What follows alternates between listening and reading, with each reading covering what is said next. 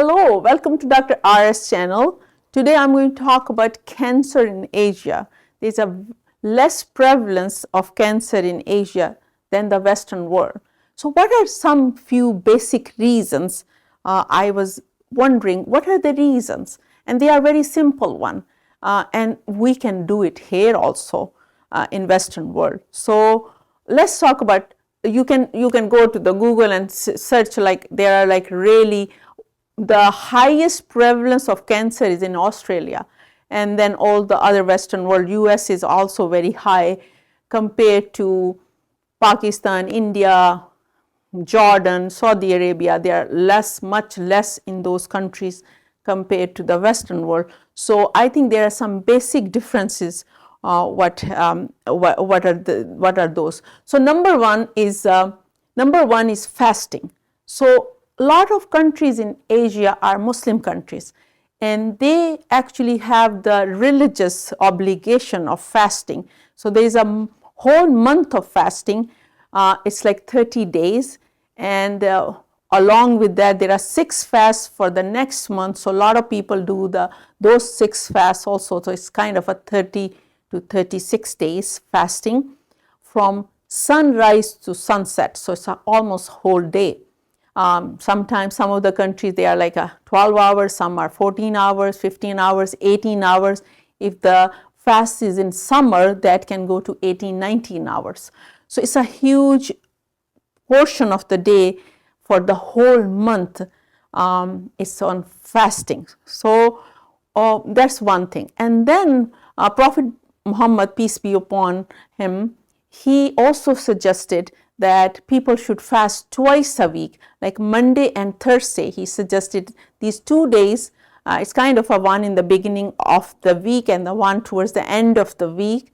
So 2 days every week we should fast. Sometime I do fast, sometime I don't. But if we start this habit of fasting, we can rejuvenate our body. We can get rid of a lot of toxins which are cancerous.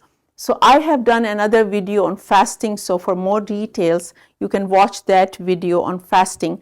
But fasting is one of the major reasons which can reduce the risk of cancer. These days, there's a lot of research has been done what exactly fasting is done to our body.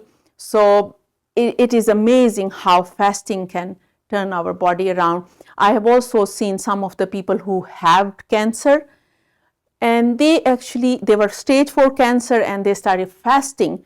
So their body reacted in a different way, and they actually come back to, they were in remission, and the body got rid of those cancerous cells. What happened in the cancer? What happened is that normal cells becomes damaged, and the damaged cells stays in our system, in our body for longer time. And what happened, all the area which are inflamed, cancer cells goes there. They tend to go in those inflammatory areas and stays there. And then once they stays there, they occupy the area, and normal cells disappear from that area, and now damaged cell take the place of the normal cells. This is what happened, and then they start multiplying. And they multiply in millions. So that's what happened, and the body doesn't have a normal function. So fasting does get rid of our damaged cells, and also some of the next is the diet. What are some very simple diet items which are used in Asia, which are like traditionally from the beginning of the time, they are using turmeric. Turmeric is anti-inflammatory. As I talked little earlier, that the cancer cells tend to stay in the area where there are inflammation. So turmeric does reduce the inflammation. So body will have less inflammation, less inflammatory areas. So the cancer cell will not stay because there is no inflammatory area. So turmeric is number one ingredient of all the, like, they cook any curries, the turmeric is in it. Anything you name it, turmeric is part of it. The next is black seed. The black seed also, I had another video, detailed video on black seed. Black seed also reduce the inflammation, and it actually does give you good immunity. And we need immunity also to fight the cancer. Saffron.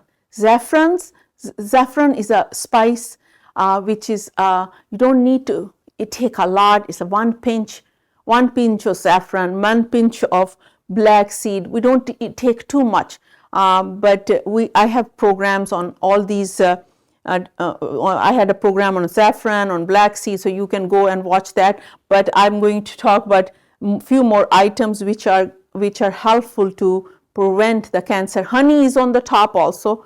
Honey has the most anti-inflammatory properties. It has a healing power. So honey, then dates. Date builds the immunity. It has a lot of antioxidant ingredients in it. Cinnamon, clove, cardamom. These are the things which actually can help you to prevent the cancers. They are very simple, very cheap items we can have in our kitchen, and we can take it on a daily basis. Trust me, they are going to help you. The next thing which is in Asia is the women. Women are around more than 50 to 55% of the population, but the tendency of smoking is less in women. So bottom line is we need to quit smoking if we want to have a less risk of cancer, because pancreatic cancer, lung cancer, they are directly related with smoking. Next one is alcohol. If we drink, their alcohol consumption is much less because of the religious reason. So alcohol is also one of the risk factor for cancer, liver cancer, pancreatic cancer. So we need to cut down on alcohol if we want to have a cancer-free life. Microwave. I've seen that in Asia, because some of the countries, they are like developing countries, they don't have electricity. Sometimes they don't even have the basic, basic kitchenware.